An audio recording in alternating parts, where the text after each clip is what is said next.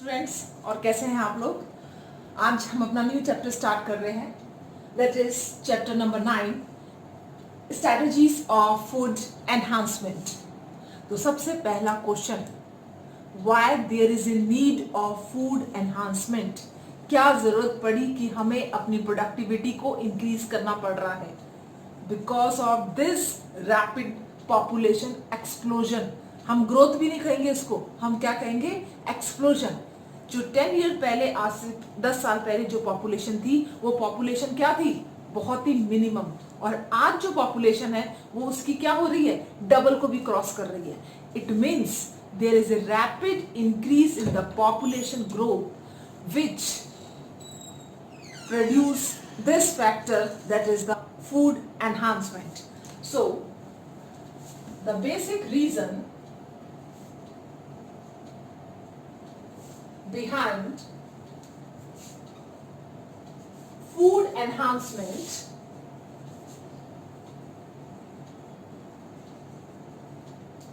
is rapid population growth, is rapid population growth। अब हम food को तो एनहांस कर लेंगे, लेकिन हमें क्या करना पड़ेगा?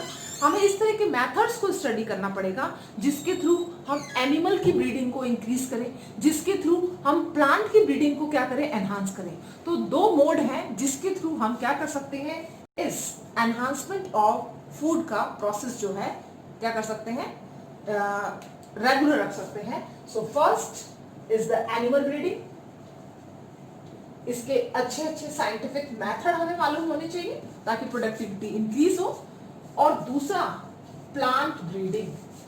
अगर ये दोनों प्रोसेस सही सलामत लगातार कंटिन्यूएशन के अंदर चले तो हमारा फूड एनहांसमेंट जो है प्रॉपर हो सकता है। जितनी भी पॉपुलेशन है ह्यूमन बीइंग की, उसको सबको क्या मिलेगा? सफिशिएंट फूड अमाउंट जो है मिल सकता है। अब आप देखिए, पहले भी फूड था, आज भी फूड है, ठीक है ना? लेकिन अब हमें एनहांसमेंट की जरूरत पड़ रही है। अब आप देखो, इंडिया और चाइना, ये दो कंट्रीज हैं, इंडिया प्लस चाइना, दोनों के अंदर वर्ल्ड का लाइव स्टॉक कितना परसेंट में है? That is 70% world live stock. लेकिन जब हम बात करते हैं प्रोडक्टिविटी की, कि हमें कितनी प्रोडक्टिविटी यानी कि गेन जो है, प्रॉफिट जो है, फूड जो है हमें मिला, वो कितना मिलता है? That is only 25%। तो वर्ल्ड की प्रोडक्टिविटी में हमारा कंट्रीब्यूशन कितना है? ओनली 25%। भाई, लाइव स्टॉक आपके पास ज्यादा, प्रोडक्टिविटी आपके पास कम। क्या रीजन हो सकता है इसके पीछे? Obviously the productivity is of low amount. तो प्रोडक्टिविटी इतनी हो ही नहीं रही, जितनी हो सकती है, ठीक है ना? तो इसके पीछे जो रीजन है, the reason behind the world productivity is only 25% is due to low productivity. तो अगर इतना सफिशिएंट से भी ज्यादा अमाउंट लाइव स्टॉक का हमारे पास में है और हम कितनी प्रोडक्टिविटी दे रहे हैं वर्ल्ड की? 25%। इट मीन्स कहीं ना कहीं ये जो प्रोडक्टिविटी है वो ग्रो नहीं हो पा रही है, वो सफिशिएंट फूड सप्लाई नहीं कर पा रही है। तो हमें कुछ ऐसे स्टेप्स लेने पड़ेंगे जिन स्टेप के थ्रू हम फूड एनहांसमेंट कर सके नेचर के अंदर, ठीक है? तो जिस प्रोसेस के थ्रू हम ये करते हैं उस प्रोसेस को हम क्या कहते हैं? Animal husbandry. Animal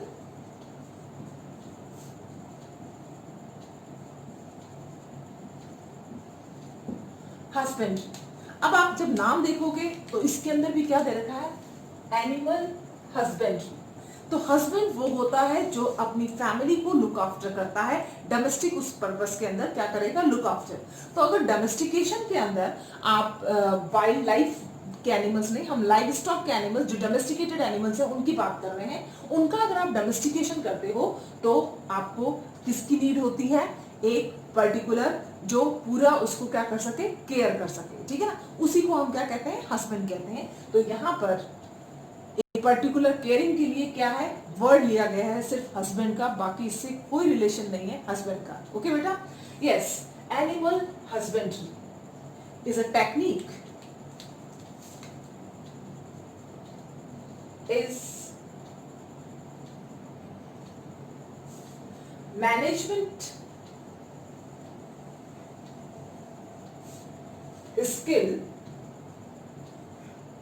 skills of breeding, rearing,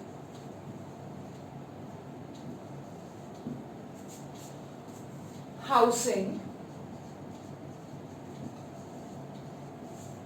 and caring of live stock। तो ऐसे जो भी मेथड, और कौन से मेथड, मैनेजमेंट स्किल्स, इसके अंदर आप सारे के सारे मैनेजमेंट स्किल्स के अंदर कौन से मेथड्स यूज में लेंगे, that is the new scientific methods जो हैं वो आप क्या ले रहे हैं, काम में ले रहे हैं। ध्यान रखना, यहाँ पर हम वर्ड जब यूज कर रहे हैं management skill, it means new scientific methods, उनको हम अभी डिटेल में लेते हैं। Scientific methods, skills of breeding, rearing, housing and caring of livestock। So what is livestock? सबसे पहले livestock is farm animals। क्या होता है livestock? Livestock is basically farm animals और domesticated animals। Domesticated animals और farm एनिमल्स, लाइक जैसे हम लेते हैं, अलग अलग नाम लेंगे अपन, एनिमल्स लाइक जेबू, नाम सुना होगा आपने, जेबू, दैट इज द बॉस बुबैलस, ठीक है, बॉस, वैसे तो बुबैलस जो है दैट इज बफेलो होता है, तो बॉस इंडिकस।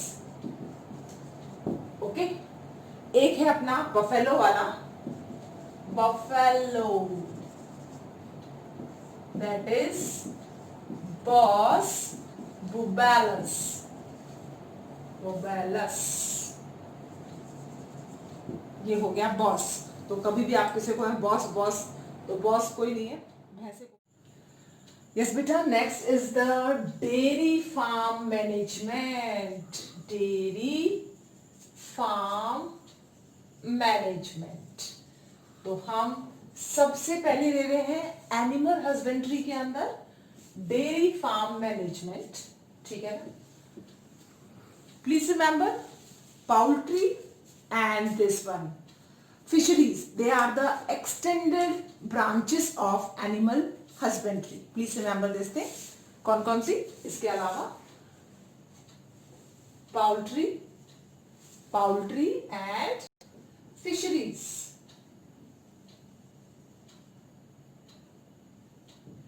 ये जो है फिशरीज और पाउल्ट्री, ये दोनों की दोनों क्या है, extended branches of animal husbandry, extended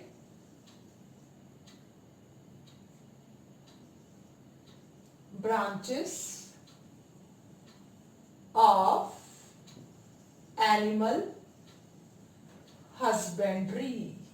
इनको भी हम डिटेल में लेंगे, लेकिन सबसे पहले हम लेंगे डेयरी फार्म मैनेजमेंट। तो डेयरी फार्म मैनेजमेंट के अंदर क्या क्या होता है, तो प्लीज रिमेंबर, इसके अंदर मिल्क की क्या कहते हैं, यील्ड जो होती है, क्वांटिटी जो होती है, उसको इंक्रीज करा जाता है, उसके अंदर इंप्रूवमेंट किया जाता है, और जो मिल्क यील्डिंग एनिमल्स हैं उनका भी ब्रीडिंग और रेयरिंग के थ्रू क्या हो रहा है, इंप्रूवमेंट। ठीक है, तो सबसे पहले increase in yield and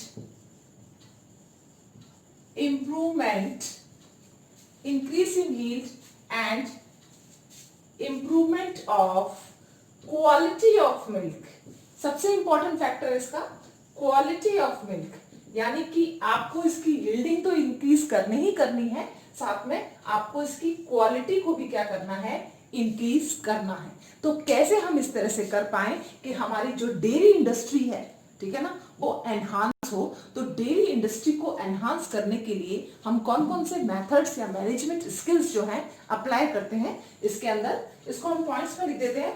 that is one, सबसे फर्स्ट जो है आपका वेल एरेटेड और वेंटिलेटेड हाउस। सबसे इंपॉर्टेंट क्राइटेरिया कि जहां पर भी इस तरह का लाइव स्टॉक आप रख रहे हैं, वो पर्टिकुलर हाउसिंग एरिया जो होगा वो वेल एरेटेड होगा और वहां पर वेंटिलेशन जो है वो पूरा का पूरा क्या होगा, proper. That is one of the major skill of the management of the dairy farm. Yes, second one is the adequate amount of water। तो पानी की सप्लाई वहां पर क्या होनी चाहिए, प्रॉपर होनी चाहिए, ठीक है। जहां पर भी आप एनिमल्स की फार्मिंग वगैरह कर रहे हो उस जगह particular area is disease free,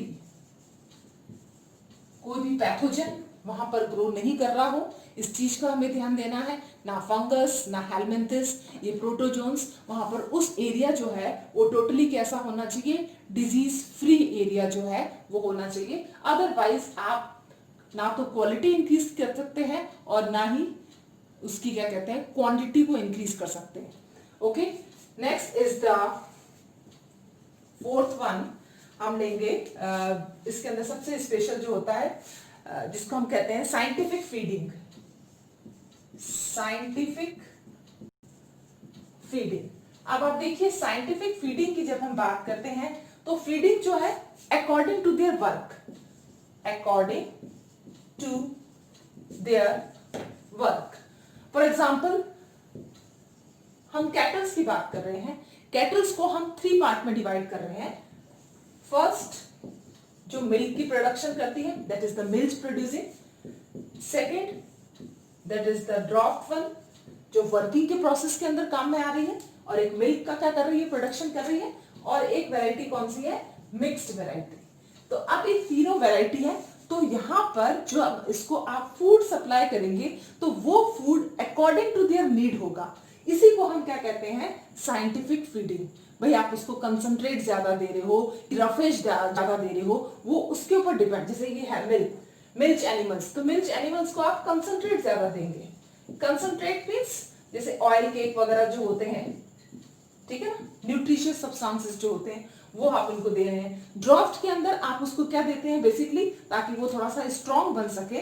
इसके अंदर हमारा जो फोडर जो है वो क्या होता है, थोड़ा सा हाई क्वालिटी का होता है, उसको हम इंप्रूव करते हैं। ये तो मिक्स वाले के अंदर इन दोनों का मिक्स दिया जाता है, तो जिससे मिल्क का प्रोडक्शन हो उसको हम अलग फीडिंग कर रहे हैं, और जिसका ड्राफ्ट के अंदर यूज है उसको हम क्या कर रहे हैं, अलग फीडिंग दे रहे हैं। That type of feeding is known as scientific feeding. Okay, now how you improve, that is the particular area should be clean and hygienic. Cleanliness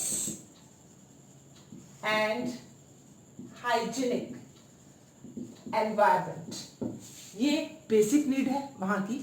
और वहां पर रेगुलर जो है क्या कहते हैं, उसकी क्या कहते हैं, वेटनरी डॉक्टर्स की जो है रेगुलर इनकमिंग होती रहेगी कि बार बार 50 डेज 5 डेज इस तरह से जो है डॉक्टर्स जो है विजिट करेंगे। That is the regular visit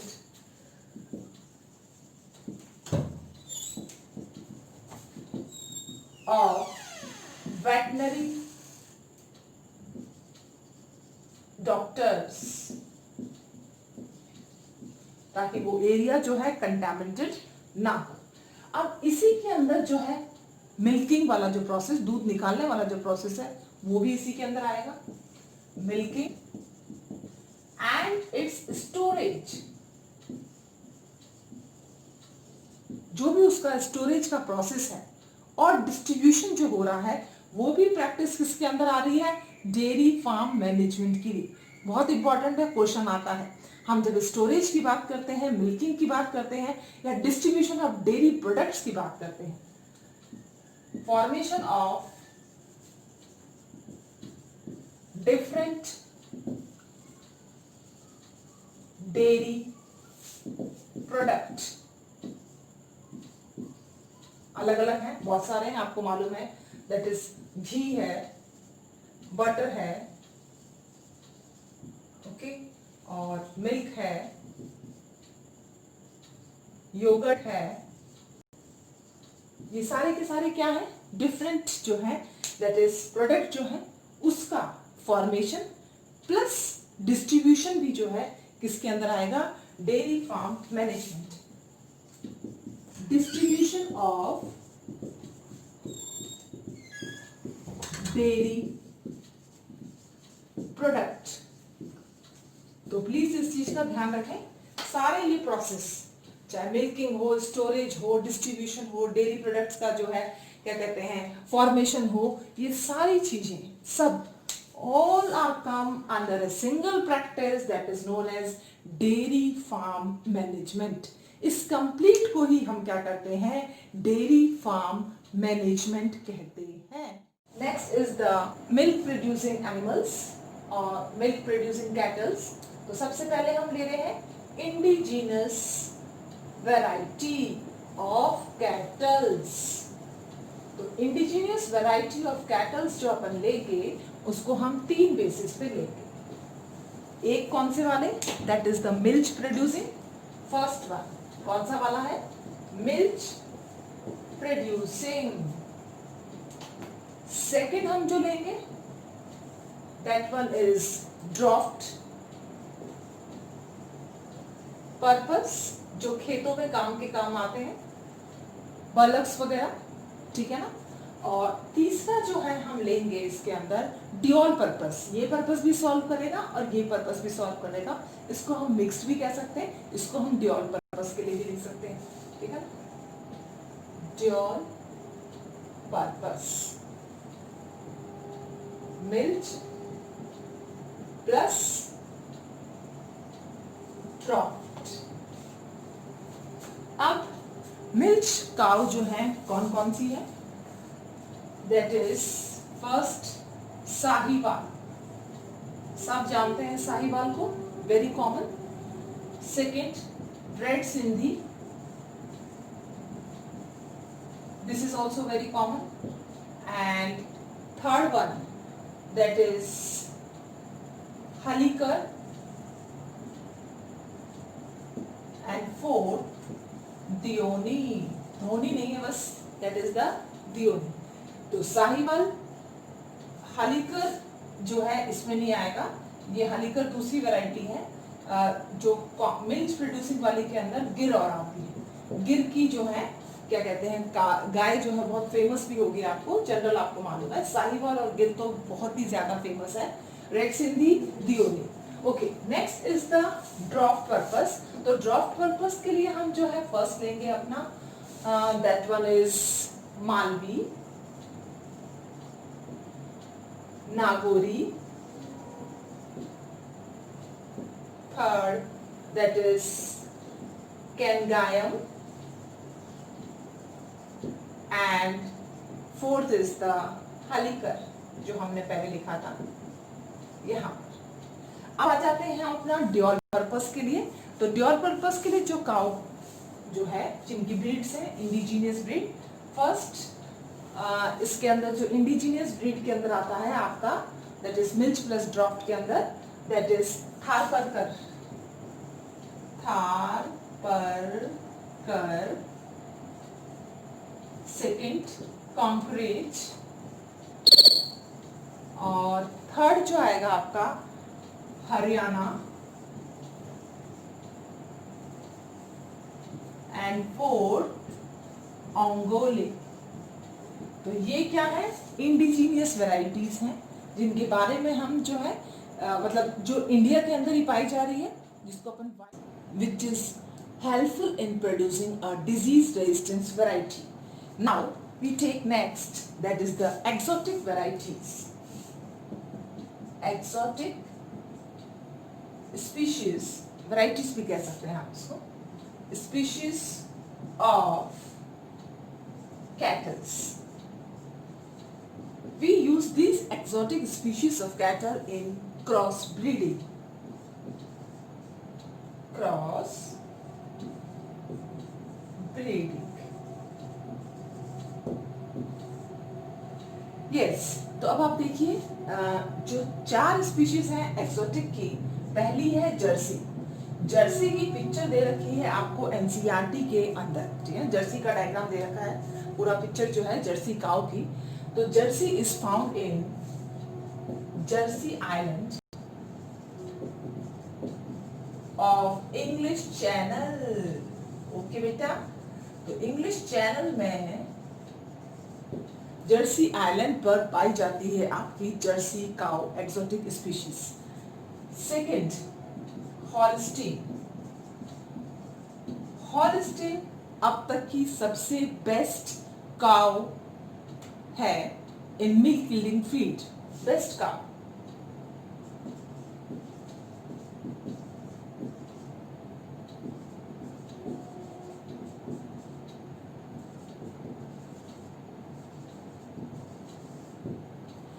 okay, इसके बाद 2 और एक्सोटिक स्पीशीज है आइस्चर।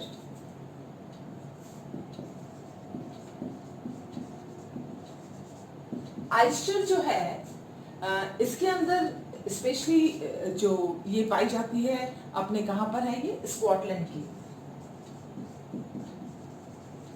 आइस्चर को आपने देखा भी होगा, जो व्हाइट और ब्लैक पैचेस जिस काउ के ऊपर होते हैं वही कौन सी होती है, आइस्चर। तो आइस्चर जो है that is white and black patches. Okay, and fourth one brown Swiss.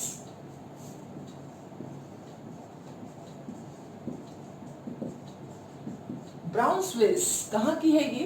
Brown Swiss जो है आपकी है दैट इज फ्रॉम स्विट्जरलैंड।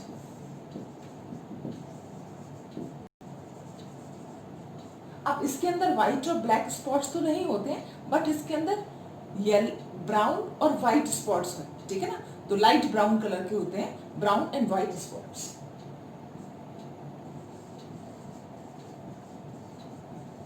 ये भी आपने आसानी से देखी होगी। तो ये जितने भी एक्सोटिक स्पीशीज है इनको हम यूज में लेते हैं क्रॉस ब्रीडिंग में। जब हम क्रॉस कराते हैं इंडिजीनियस को और एक्सोटिक स्पीशीज को, तो high yielding variety of kettles जो हैं वो क्या होंगी, प्रोड्यूस होंगी, जिनका मिल्क प्रोड्यूसिंग रेस जो है लेवल जो है वो क्या होगा, बहुत ज़्यादा हाई होगा। और जो दूसरे ड्राफ्ट एनिमल्स हैं उनके अंदर जो वर्किंग कैपेसिटी है वो भी क्या होती है, बहुत ज़्यादा इंक्रीज। तो हम क्रॉस कराते हैं किसको, एक्सोटिक स्पीशीज को और इंडिजीनियस वैरायटी को। ओके, तो वर्गिस कुरिन जो है, Varghese Kurien which is father of white revolution, आपको मालूम है नेशनल डेयरी डेवलपमेंट बोर्ड कहां पर है ये, that is in Gujarat. Gujarat में आनंद, ओके, वहां पर है ये। तो उनके अंदर जो है वहां पर जो है स्टार्टिंग जो हुई थी ऑपरेशन फ्लड की, यहीं से हुई थी, गुजरात के आनंद वाले एरिया से ही हुई थी। ओके बेटा, आई थिंक सो कि आपको एनिमल हस्बेंड्री जो है अच्छी तरह से क्लियर हो गया होगा।